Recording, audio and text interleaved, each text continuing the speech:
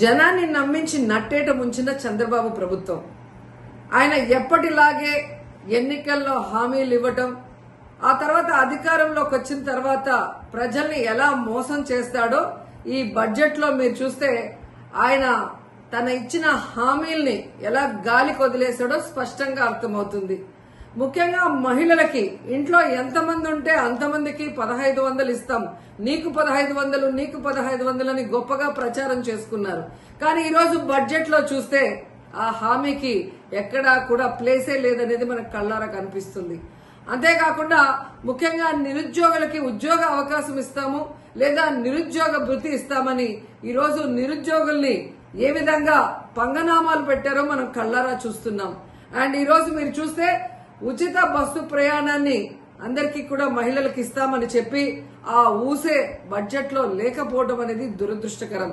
ఇక ముఖ్యంగా చదువుకున్న పిల్లలు వాళ్ళకి ఇచ్చే తల్లికి వందనం ప్రతి సంవత్సరం 12,400 కోట్లకు పైగా అవుతుంది. అంటే 2 సంవత్సరాలకి కలిపి 25,000 కోట్లు ఈరోజు బడ్జెట్ లో కేటాయించాల్సి ఉంటే కేవలం 9,400 కోట్లు మాత్రమే కేటాయించారు.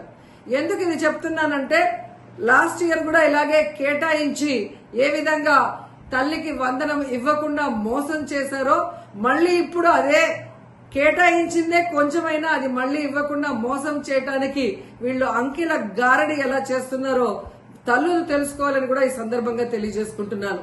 ఇక ముఖ్యంగా అన్నదాత సుఖీభవ, అన్నం పెట్టే అన్నదాతని ఎలా ఈ ప్రభుత్వం మోసం చేస్తుందో మనం వాళ్ళ అధికారంలోకి వచ్చిన రోజు నుంచి కళ్ళారా చూస్తున్నాం. ఈ రోజు వాళ్ళకి 10,400 కోట్లకు పైగా కేటాయించాల్సి ఉంటే కేవలం 6,300 కోట్లు మాత్రమే కేటాయించారు. 2 సంవత్సరాలకి కలిపి 21,000 కోట్లు ఇవ్వాలి అన్నదాతలకి. కానీ ఇప్పటి వరకు ఒక పైసా కూడా ఇవ్వకుండా వారి నడ్డి ఎలా విరిచారో మనం కళ్ళారా చూస్తున్నాం. ఇక మీరు చూస్తే డ్వాక్రా మహిళలకి ఈ బడ్జెట్ ఎలా టోక్రా ఇచ్చిందో అందరూ కూడా చూసి ఏడుస్తున్నారు. ఎందుకంటే హామీలు ఇచ్చినప్పుడు 10 లక్షల వరకు సున్నా వడ్డీ రుణాలు ఇస్తామని చెప్పిన ఈ కూటమి ప్రభుత్వం ఈ రోజు ఆ హామీని బడ్జెట్ లో పెట్టకపోవడం చూస్తే ఇక మనకి ఇచ్చినట్టే అని డ్వాక్రా మహిళలు ఏడుస్తున్నారు. ఎందుకంటే ప్రతి కుటుంబంలో ఒక మహిళ డ్వాక్రా గ్రూప్ లో ఉంటుంది.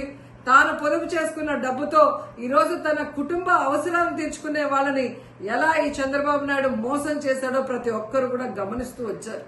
అండ్ ముఖ్యంగా ఈరోజు మీరు చూస్తే పయ్యావుల కేశవ్ గారు మన ఆర్థిక మంత్రి, ఒక రాష్ట్ర బడ్జెట్ అంటే రాష్ట్ర ప్రగతికి మూలం. అలాంటి బడ్జెట్ ని ఏ విధంగా పాజిటివ్ నోట్ తో ఇంట్రడ్యూస్ చేయాల్సింది పోయి ఒక నెగటివ్ నోట్ తో ఆయన ఇంట్రడ్యూస్ చేయడం చూస్తుంటే ఈ రాష్ట్ర ప్రభుత్వం కూటమి ప్రభుత్వం ఏ విధంగా ప్రతికూల ధోరణితో ముందుకు వెళ్తుందో మనం అర్థం చేసుకోవాలి. ఎందుకంటే ఆర్థిక మంత్రి తన ప్రసంగంలో నీతి ఆయోగ్ చెప్పినట్టు రాష్ట్ర రుణ పరిమితి 0గా మారింది అన్నారు.